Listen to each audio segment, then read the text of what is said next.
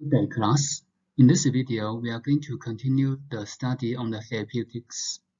We're going to continue the discussion on the diseases that are related to the liver. The first one we are going to introduce is the hypochondriac pain. The definition of the hypochondriac pain is quite straightforward. That it refers to the pain that's in this region. But this region, hypochondriac region, in Chinese medicine is slightly different to the anatomy.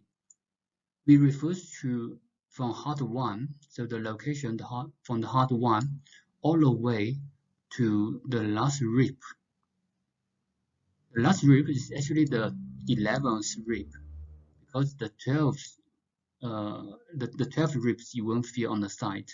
So it refers to all the way in this region. And in this region, when we study the abdominal pain, I said that around the baby button, that's the stomach, that's the spleen and stomach. On the side, that's the gallbladder and liver. And the lower abdomen, it may relate to the kidney, uterus, bladder, right? So on both sides, this is the location that's related to different organs. And then the stomachache is mostly related to this region, upper abdomen close to the stomach. Okay, so now we know the location. But when we say the abdominal pain is related to the liver and gallbladder, is there any clear line between the abdominal pain and the hypochondriac pain? The answer is no. So there's no clear line between these two regions. So actually, for the treatment hypochondriac pain, we're also going to focus on the liver and gallbladder. This is also from the distribution of the liver and gallbladder. The meridian distributes on the side. The description of the liver meridian goes all the way from the foot to the external anadritus. When you read the distribution of the liver meridian, when you see the distribution of the liver meridian, it travels all the way from the foot to the lower abdomen. But before you go to the lower abdomen, the liver meridian, they circles around the external genitals and then distributes to the chest. And the liver meridian. So the liver and gallbladder in this region, we focus on the liver and gallbladder. In Huangdi Neijing, it described that the patient suffers from liver problem, liver disease. But this liver disease is a quite broader category of liver. It's not the liver of the anatomy liver. So it described that in Huangdi Neijing, a patient suffers with liver disease.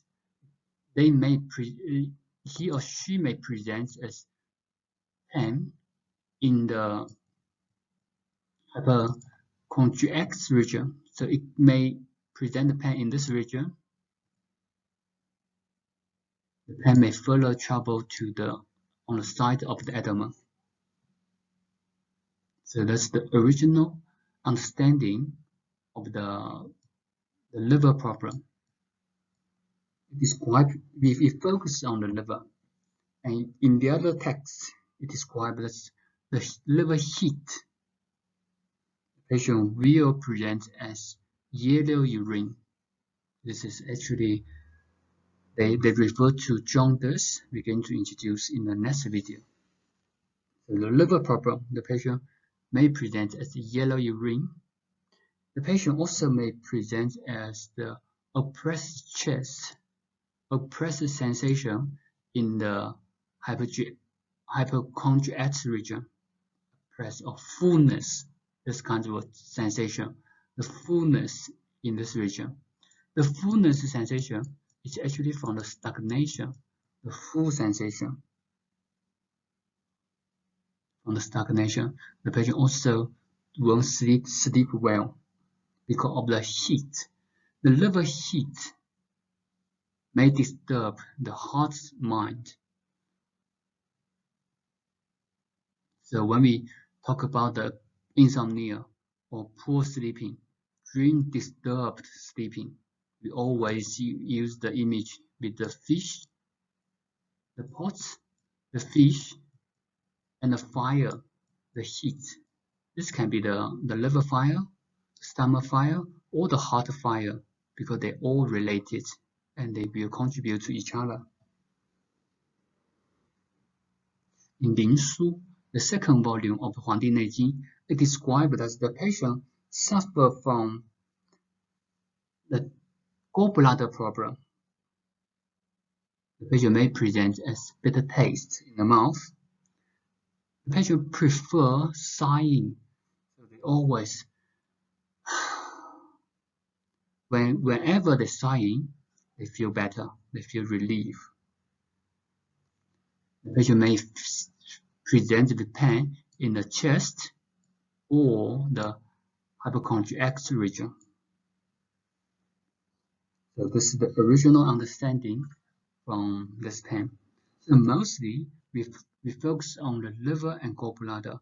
However, as the theory developed, we understand that this pain also may relate to the kidney. The reason is because the same origin of the kidney and liver. So that's from the basic theory we discussed about the relationship between the liver and kidney. They're all in lower jaw. There's a lot of same source of the kidney and liver. There are some practitioners also propose that there may be other exogenous pathogens that may contribute to this pain, but the dominant cause of hypochondriac pain is due to the endogenous factors. The endogenous factors, including the emotion, including the sexual activities. The emotion results in liver problem. Actually, not only the emotion, the liver problem.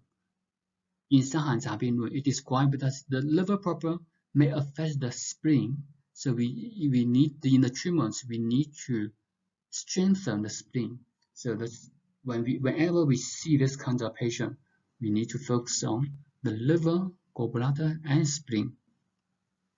Patient also may present as poor appetite. The common medical conditions in medical conditions, that's including the diseases related to the physical liver and gallbladder, such as the hepatitis, the cholecystitis, also the parasites in the gallbladder. These are the common causes. The etiology from acupuncture related to the liver and gallbladder and spleen and stomach, so that the wood will affect the earth. So your treatments should focus on the wood, but in the meantime, you need to strengthen the earth for prevention. So that's one of the principles we need to focus on. Qi stagnation may due to the emotion changes. The emotion may result in qi stagnation. Blastocysts, damp heat, essence and blood deficiency. That's what we said related to the kidney. The blastocysts also can be from the trauma. So the accident, the injury to this region also may result, the pain may result in blastocysts. Improper diet may result in damp heat. Damp heat, the patient will have other symptoms that we discussed in the abdominal pain and stomach ache, such as the yellow greasy coating, the heaviness sensation of the after bowel movements, the dampness with the liver, the damp heat of the liver. The patient also may present as poor temper, irritation. So mostly focus on the liver and gallbladder. Although we use liver here, liver and gallbladder, these two are coupled organs and meridians. So we will focus on these two. Mostly the pathogenesis of this pain is still the same, the blockage and the malnourishment. But we need to, for pain, either malnourishment or blockage. But from the blockage and malnourishment, we need to further identify the causes, such as results, or the results, such as the qi stagnation, blood stasis, and damp heat. That's how to link these etiology with the symptoms. So our treatment also will focus on these three, mostly focus on these three. But whenever we talk about the stagnation, the qi stagnation, and blood stasis, we also need to consider the relationship between the qi and blood. The qi is the commander of the blood is the carrier of the qi, which means the qi stagnation may result in blood stasis. Blood stasis may accompany with the qi stagnation or qi deficiency, especially after long-term qi stagnation may result in blood stasis. After long-term of blood stasis, it may result in qi stagnation. Qi stagnation, long-term qi stagnation, can result in the internal heat. If you don't understand here, you can pause and write down the terms that I have explained. But to try to make sense, where does the damp heat come from? The damp heat can come from the diet, the body constitution. It also can come from the qi stagnation. The stagnation will result in the heat. So the metaphor that I gave you previously is the grasses you leave in the corner for long term. After a long time, it ferments inside. It creates the heat inside. That's the stagnation. If you move around those grasses, you won't have the heat inside. So the stagnation will result in the heat, internal heat, which contribute to the damp heat.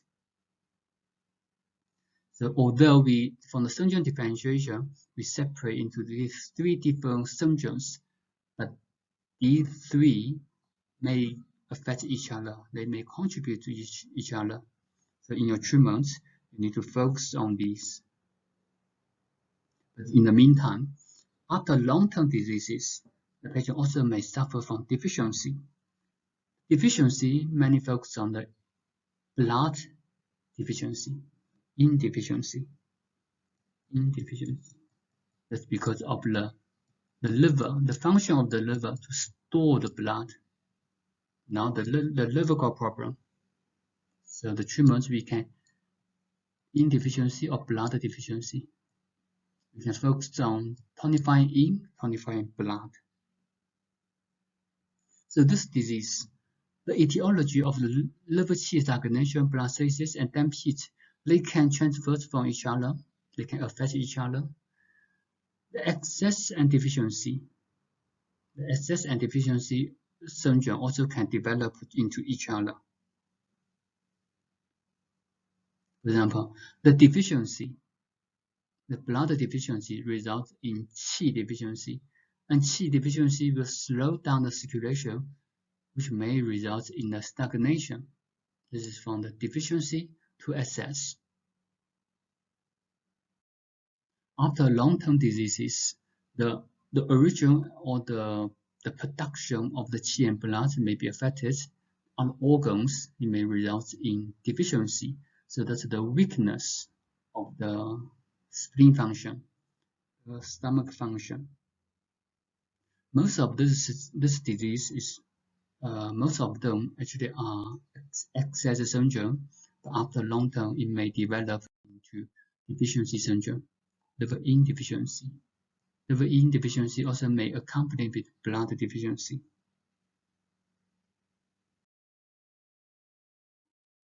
The treatment principles, we're going to focus on the liver and gallbladder. For the symptoms of this pain, the patient may present on one side or both sides. It can be either side or both sides. The pain, we also need to, this kind of pain, we also need to ask the patient the nature of the pain. Is standing pain, or stabbing pain, or aching, or migratory pain. So these can help us to identify the possible causes. Standing pain, that's due to qi stagnation. Stabbing pain, due to plastasis. Aching may due to deficiency. The treatment, level 14, 三角 6, gallbladder 34, stomach 36. Some of them are low C points, some are the 三焦, that's the qi and blood pathway to activate the entire circulation. The combination of level 14 and GB34 is also the combination, the principle of sedative pinpoints, the combination of local points and distal points. So we choose one point in the local region and choose another point on the distal points. We focus on the gallbladder and liver. So that's why we use GB34. As we mentioned previously, that the liver problem may affect the stomach problem. So the liver may result in stomach problem. That's why we have to use stomach 36 to strengthen the spleen function, to strengthen the stomach problem, the stomach function. So these are the basic formula, basic prescription, and then you can add all these according to the different symptoms. Level 2 and 3, we actually repeat for quite a few times. Blood stasis, blood 17, temp heat, spleen 6, level yin. We can use because of deficiency, we can use back through points. For blood stasis, we can use the technique of pricking to cause bleeding.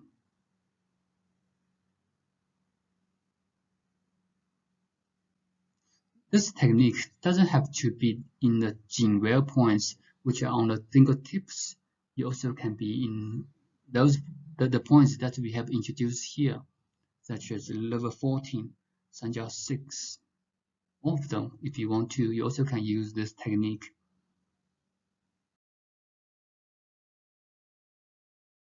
Other treatment techniques, that's the auricular acupuncture and skin needling technique. There's one student asked, what's skin needling technique? This is the needle that you have used, that we have introduced in our particles, the one with multiple needles, the tapping.